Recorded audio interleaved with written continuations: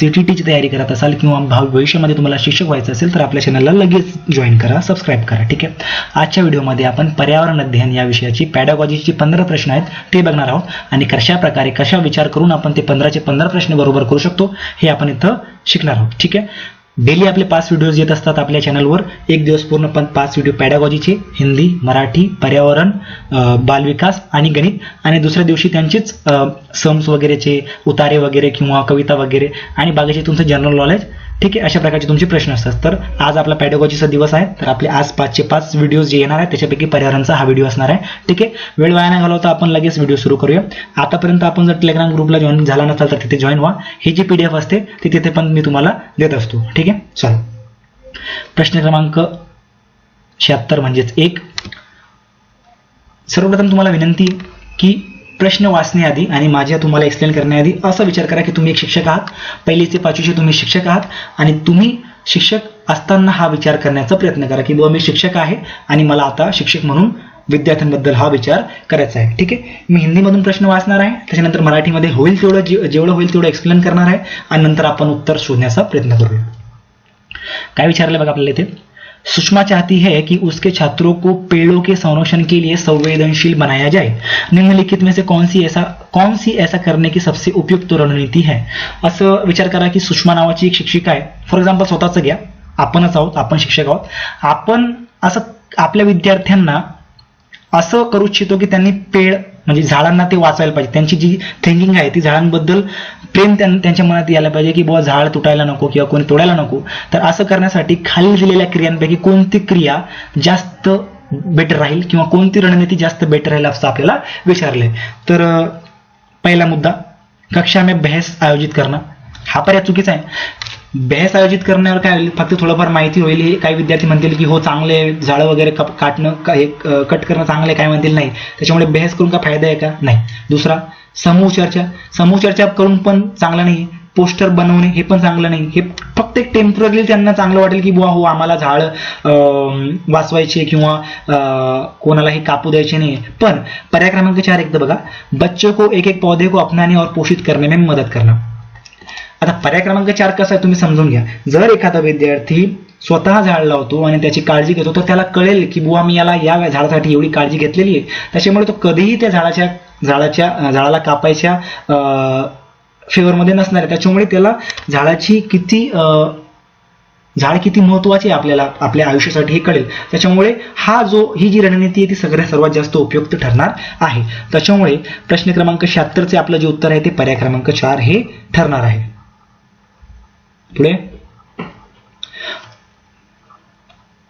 प्रश्न क्रमांक 2. अभय ने छात्रों से उस बीमारियों पर समूह में एक सर्वेक्षण करने के लिए कहा जिनसे उनके पड़ोस के लोग पीड़ित थे. पाठ्यपुस्तक में सर्वेक्षण का उल्लेख नहीं किया गया है. इस शिक्षण अधिगम की रणनीति के लिए कौन सा विकल्प प्रासंगिक नहीं है. म्हणजे अभयने काय केलं बघा की त्याच्या विद्यार्थ्यांना सांगितलं की तुमच्या आजूबाजूचे जे लोक आहेत त्यांच्यावर तुम्ही ज्या पण त्यांना आजार आहेत बुवा, जसं की समजा आता खोकला म्हणा, ठीक आहे, किंवा TB म्हणा, अशा प्रकारचे जे पण आजार आहेत किंवा कोणाला कावीळ असतो, ठीक आहे, कावीळ झालेला असतो किंवा जे पण असेल ते, तर टायफॉइड, जे पण आजार असतील ते, तर यांचं त्यांनी समूह बनवायला सांगितलं की बुवा कसे कसे समूह आहे. तर पुस्तकामध्ये हा कुठेही धडा दिला नव्हता असं पण तिथे उल्लेख केलेला आहे. तर ही जी प्रक्रिया आहे, ही जी शिकवायची पद्धत आहे, तर ती खालीलपैकी कोणत्या मुद्द्याची मिळत नाही नाही म्हणजे खाली दिलेल्या मुद्द्यांपैकी ते त्याच्यासोबत मॅच करत नाही. नो म्हटलेलं बघा इथे, हे नो लक्षात ठेवा. निगेटिव्ह मुद्दा आपल्याला शोधून काढायचा आहे. ठीक आहे. तर काय येईल याचं उत्तर. तर इथं काय म्हटलंय, इसने समुदाय से बातचीत करने का अवसर प्रदान किया. हो, जेव्हा ती मुलं आजूबाजूच्या लोकांकडे जातील की काका तुम्हाला काय त्रास होतो, काय होत नाही, त्याच्यामुळे समूह त्यांना बोलण्याचा अवसर प्रदान झालेला आहे. त्याच्यामुळे हा मुद्दा बरोबर आहे. इससे बच्चों को वास्तविक जीवन के साथ सीखने में मदद मिलेगी. हो, हे पण बरोबर आहे. त्यांना कळेल नेमकं की ऑन द फील्ड काय असतं, काय परिस्थिती असते, काय असतात, कोणते कोणते आजार असतात, कशी लोक लढतात, गरिबी अमिरी सगळं त्यांना दिसेल. त्याच्यामुळे वास्तविकतेशी त्यांचं संबंध येईल. त्याच्यामुळे हा मुद्दा पण बरोबर आहे. तिसरा, इसने बच्चों को डेटा हँडलिंग समजणे और एक साथ काम करने में सक्षम बनाया. बघा हे पण बरोबर आहे की मुलं जेव्हा आजूबाजूच्या परिसरात जातील, तिथून जी माहिती जी गोळा करतील तर ती लिहिणे, ती सांभाळणे, त्यांचं एक त्यांना त्यांची विभागणी करणे हे सर्व त्या मुलांना जमेल. त्याच्यामुळे याला डेटा हँडलिंग आणि समजण्याचे ते सक्षम बनतील. त्याच्यामुळे हा मुद्दा पण बरोबर आहे. आणि चौथा मुद्दा आहे, इससे समुदाय को उन बीमारियों को समझने में मदद मिली जिनसे वे पीड़ित थे. इससे समुदाय को उन बीमारियों को समझने में मदद मिली जिनसे वो पीड़ित थे. हा मुद्दा चुकीचा आहे. कारण असं होऊ शकतं की कोणाला बिमारी म्हणजे काहीतरी आजार आहे आणि लहान मुलं जाऊन तिथे त्यांना सांगताय की तुम्हाला हा आजार झालेला आहे. त्यांना ते आधीपासून माहित होतं की आम्हाला हा आजार आहे. त्याच्यामुळे हा मुद्दा वरती दिलेल्या 3 मुद्द्यांच्या पैकी किंवा निगेटिव्ह आहे. त्याच्यामुळे आपलं उत्तर हेच असणार आहे, पर्याय क्रमांक 4.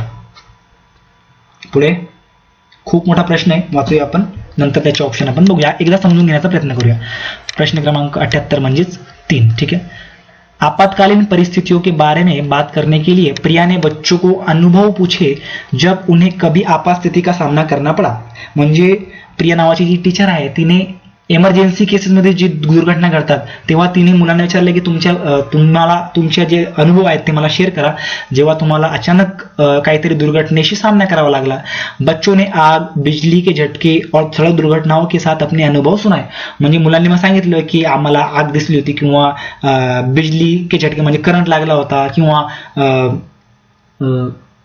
रोडवर दुर्घटना झाली, सड़कवर दुर्घटना झाली. अशा प्रकारचे विद्यार्थ्यांनी त्यांना अनुभव ऐकवले टीचरला. उन्होंने प्रश्न पूछे, उनकी मौजूदा समझ का आकलन किया और समाचार पत्रों से सड़क सुरक्षा विज्ञापनों जैसे संसाधनों का उपयोग करके सुरक्षा पहलुओं पर चर्चा की और क्रमशः आग और बिजली के झटकों पर सुरक्षा दिशा निर्देशों पर चर्चा के लिए एलपीजी और इलेक्ट्रिक बिल का इस्तेमाल किया. प्रिया द्वारा अपनाया गया सबसे उपयुक्त दृष्टिकोन कौन सा है. मग त्या शिक्षकाने काय केलं की त्यांचे विचार ऐकून घेतले आणि मग जे आपले जे न्यूजपेपरमध्ये जे विज्ञापन येतात की बुवा तुम्ही सडक सुरक्षा कशी हँडल करायला पाहिजे, हेल्मेट कसे घालायचे, रोडचे तुम्ही जे नियम आहेत ते कसे फॉलो करायचे, हे सर्व गोष्टी त्यांना चर्चा केली. त्याच्यावर विद्यार्थ्यांची चर्चा केली आणि त्याच्यानंतर बिजलीचे जे करंट लागतं त्याच्या चर्चेसंबंधी मग त्यांनी एलपीजी आणि इलेक्ट्रिक बिलचं वापर केला की या बिलाच्या मागे तिथे दिलेलं आहे की कसं तुम्ही हँडल करायचं, काय करायचं ते सगळं.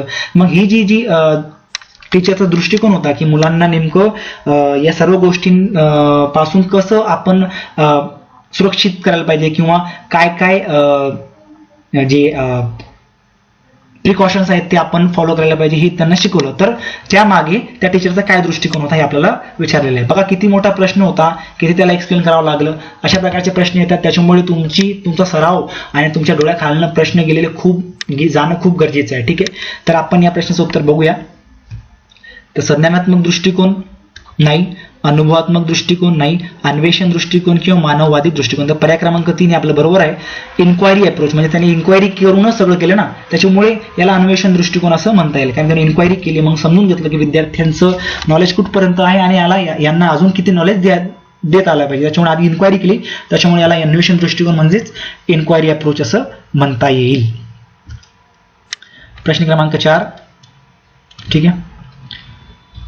समुदाय एक महत्वपूर्ण शिक्षण और अधिगम संसाधन है क्योंकि समुदाय म्हणजे जे पण समाज आहे म्हणावं किंवा जे पण असतं तर ते एक महत्वपूर्ण शिक्षण आणि अधिगमचं संसाधन आहे. तर का असं आपल्याला इथं विचारलेलं आहे. तर का, तर बघा, यह वास्तविक परिस्थिति में सीखने का अवसर प्रदान करता है. It provides learning opportunity in real setting. यह सस्ता और सुलभ है, चुकीचं आहे. बुजुर्ग लोग बुद्धिमान है और उनके पास समय है, हे पण चुकीचं आहे. कोई भी समुदाय में उपलब्ध समस्त ज्ञान को बिना आलोचना के स्वीकार कर सकता है, हे पण चुकीचं आहे. त्याच्यामुळे पर्याय क्रमांक 3 आपलं बरोबर उत्तर असणार आहे. प्रश्न क्रमांक 5. ठीक है. ईवीएस शिक्षण अधिगम की कक्षा में प्राप्त अधिगम को विद्यालय के बाहर के जीवन से जोड़ने और इससे समृद्ध करने का तात्पर्य है. म्हणजे पुस्तकामध्ये जे शिकवलेलं आहे ते आणि शिक्षकाबाहेरचं जे जीवन आहे ते, त्या दोघांना जोडण्याचं जे तात्पर्य त्याला काय म्हणता येईल आपल्याला इथं विचारलंय. तर काय म्हणता येईल. वैश्विक पर्यावरण मुद्दों को, चिंता को पाठ्य पुस्तकों से लिंक करना नहीं. पूर्ण विद्यालय दृष्टिकोन नाही. पाठ्य चर्चा से बाहर जाना नाही. तर पाठ्य पुस्तकों से बाहर जाना म्हणजे पर्याय क्रमांक 1 हे आपलं बरोबर उत्तर असणार आहे. Going beyond the text book. प्रश्न क्रमांक 81. कक्षा 8 कक्षा 3 के छात्रों को रमा ने सिखाया कि पिता, माँ और उनके बच्चे एकल परिवार का गठन करते हैं और यदि दादा दादी एवं अन्य रिश्तेदार साथ रहते हैं तो यह एक विस्तारित परिवार है. आप इस बारे में क्या सोचते हैं? म्हणजे कक्षा 3च्या विद्यार्थ्याला रमा जी शिक्षिका आहे तिने शिकवलं की बुवा पिता, आई, वडील, आई आणि जे मुलं असतात ते एका परिवारामध्ये राहतात आणि आजी आजोबा जर त्यांच्या सोबत राहिले तर ते विस्तारित परिवार म्हटलं जातं. तर तुमचं त्याच्याबद्दल काय मत आहे इथं आपल्याला विचारलंय. तर काय असू शकतं आपलं मत? परिवार की परिभाषा गलत है. रमा अपने छात्रों को प्रति असंवेदनशील है. शिक्षण अधिगम दृष्टिकोन समावेशी नहीं है. परिवार की अवधारणा को इस तरह सिखाया जाना चाहिए. हे पण चुकीचं आहे, हे पण चुकीचं आहे, हे पण चुकीचं आहे. पर्याय क्रमांक 1 बरोबर आहे. परिवार की परिभाषा गलत आहे. किंवा परिवारची जी परिभाषा ती अशी नाहीच आहे की बुवा तुम्ही जर फक्त आई वडील आणि भाऊ बहिणींसोबत राहत असाल तर त्याला तुम्ही एकल परिवार म्हणता आणि दादा दादी, आजी आजोबा किंवा दुसऱ्या नातेवाईकांसोबत राहाल तर त्याला विस्तारित परिवार म्हणतात. त्याच्यामुळे पर्याय क्रमांक 1 हे आपलं बरोबर उत्तर असणार आहे. The definition of family is incorrect. प्रश्न क्रमांक 81 हे उत्तर ठरणार आहे. प्रश्न क्रमांक 82 म्हणजेच 7.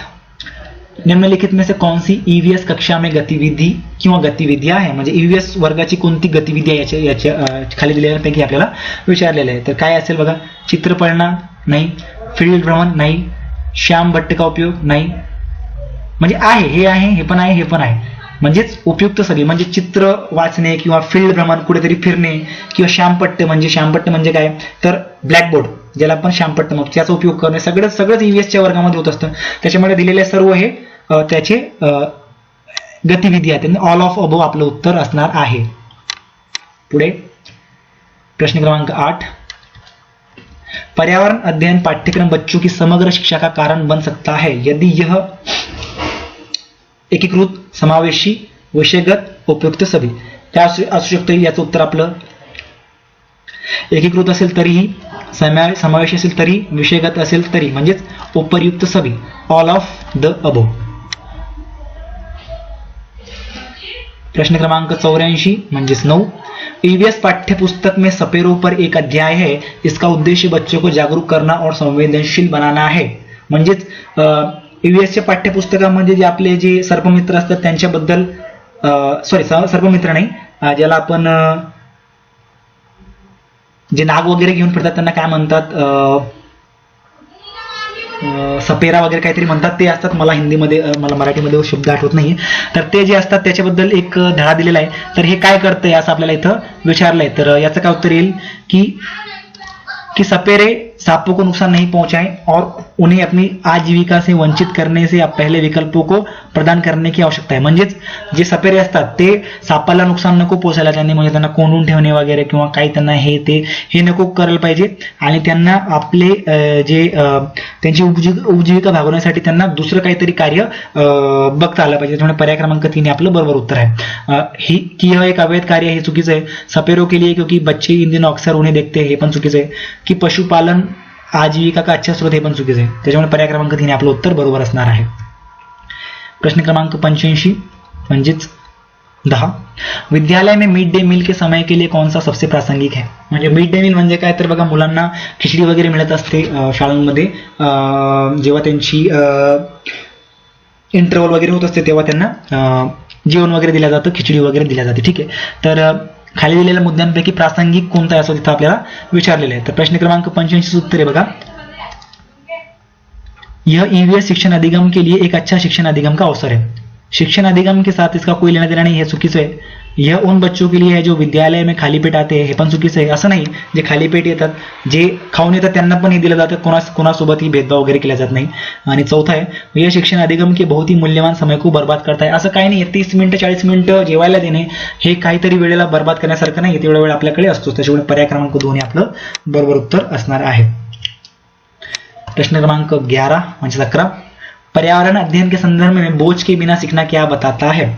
म्हणजे बोझ के बिना म्हणजेच ओझ्या विना शिकणं हे काय? लोळा विना शिकणं म्हणजे काहीतरी ताना विना शिकणं म्हणजे काय? बोझ के बिना शिकणं म्हणजे काय दर्शवतो याला असं आपल्याला विचारलेलं आहे. तर प्रश्न क्रमांक 86 उत्तर आहे बघा. स्कूल बैग का वजन कम करना नहीं. ईवीएस पाठ्य पुस्तकों में अध्यायों की कम संख्या है नहीं. अबोध का भार कम करने की जरूरत है. याला हे बरोबर आपलं आहे. ईवीएस पाठ्यक्रम को आधा कम करने की जरूरत, हे चुकीचे. पर्याय क्रमांक 3 हे बरोबर आहे. Load of incomprehension needs to be reduce, म्हणजे ज्या गोष्टींचा काही बोध नाही पुस्तकामध्ये, ज्याचा काही अर्थ नाही, अशा गोष्टी कमी करणे, यालाच बोझ की विना शिकणं असं म्हणतात, म्हणजे ओझ्या विना शिकणे असं म्हणतात. प्रश्न क्रमांक 12, ईवीएस कक्षा में समूह में सीखने का क्या उद्देश्य है. ईवीएस जर एखादं वर्ग असेल तर त्याच्यामध्ये ग्रुपमध्ये शिकणे, एका समूहामध्ये शिकणे, याचा काय उद्देश असू शकतो किंवा काय त्याचं नेमकं कारण असू शकते, आपल्याला इथं असं विचारलेलं आहे. तर आपण बघूया. लडकी और लडकी अलग अलग शिक सकते, हे चुकीचं आहे. लडकी और लडकी असं, मुलं आणि मुली असं कधीच आपल्याला भेदभाव एका शिक्षकाला करावायचा नसतो, हे बिलकुल निगेटिव्ह आहे. कम और उच्च प्रदर्शन करने वाले छात्रों को अलग करना और उपचारात्मक शिक्षण देना, हे पण चुकीचं आहे. असं तुम्ही कधीच करू शकत नाही की हा मुलगा चांगला आहे, हा मुलगा वाईट आहे, असं काहीच इथं आपल्याला चालणार नाही. तीसरा, सहयोग के मूल्यों को लागू करने और एक साथ काम करने के लिए प्रत्येक बच्चे को सक्रिय रूप में भाग लेने के लिए और सीखने के लिए सक्षम बनाना, म्हणजे प्रत्येक मुलाला एक सोबत सहकार्य करून मिळून मिसळून काम करण्यासाठी सक्षम बनवणं, हे याचा उद्देश असू शकतो. त्याच्यानंतर चौथा आहे, छात्रों को आसानी से प्रबंधित करना और वर्कलोड को कम करना, हे पण चुकीचं आहे. त्याच्यामुळे पर्याय क्रमांक 3 हे आपलं बरोबर उत्तर असणार आहे की त्यांना सहकार्य, एकमेकांची सहकार्य भावना वगैरे त्यांच्या मनामध्ये यावी, त्याच्यामुळे आपण त्यांना समूहामध्ये शिकवण्यासाठी प्रेरित करायला पाहिजे. प्रश्न क्रमांक 13, बाला का पूरा रूप क्या है. BALA याचा पूर्ण अर्थ काय आहे असं आपल्याला विचारलेलं आहे. हा प्रश्न आपण शक्यतो इंग्रजीमध्ये घेऊया. What is the full form of BALA, म्हणजे इंग्रजीमध्येच आपल्याला विचारलेलं आहे. तर काय असेल याचं पूर्ण उत्तर बघा. बालाचा पूर्ण अर्थ असतो बिल्डिंग ॲज लर्निंग एड. हे ब्रेन एडेड लर्निंग असाइनमेंट हे चुकीचे आहे. ब्रेले ॲज लर्निंग एड हे पण चुकीचे आहे. ब्रेले एडेड लर्निंग असेसमेंट हे पण चुकीचे आहे. पर्याय क्रमांक 3 हे बरोबर आहे, म्हणजेच अधिगम सहायक के रूप में बिल्डिंग. ठीक आहे, तर हे लक्षात ठेवा. बालाचं फुल फॉर्म काय आहे, बिल्डिंग ॲज लर्निंग एड.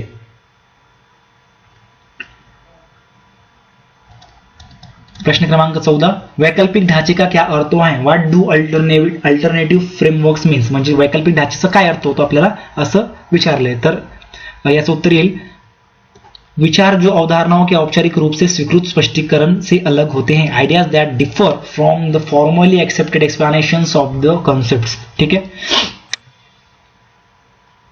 शेवटचा प्रश्न, प्रश्न क्रमांक 15, महिलाएं पुरुषों की तुलना में कमजोर है, यह एक टिंब टिंब है. महिला ज्या असतात त्या पुरुषांपेक्षा नाजूक असतात, कमजोर असतात, हे काय आहे असं आपल्याला इथं विचारले. तर वैज्ञानिक तथ्य आहे का, नाही. रूढीबद्ध धारणा आहे का, नाही. अंधविश्वास आहे का, तर हे फक्त एक मिथक आहे. मिथक म्हणजे मिथ, म्हणजे फक्त एक असंच काहीतरी बोललेलं आहे बाकी, याला काही हात पाय नाहीये. ठीक आहे, त्याच्यामुळे शेवटच्या प्रश्नाचं उत्तर आपला पर्याय क्रमांक 1 असणार आहे. व्हिडिओ जर आवडला असेल तर व्हिडिओला लाईक करा, चॅनलला सबस्क्राईब करा. अशा प्रकारे पहिल्या दिवशी पूर्ण पॅडागॉजीचे 5 तुमचे, जसे की समजा हिंदी, मराठी, CDP, गणित, पर्यावरण, तर 15 हे पूर्ण 15-75चे 5 व्हिडिओ तुम्हाला एक दिवस आणि दुसऱ्या दिवशी याच बाकीचे 15 प्रश्नांचे व्हिडिओज मिळतील. ठीक आहे, आजच्या व्हिडिओमध्ये एवढंच. धन्यवाद.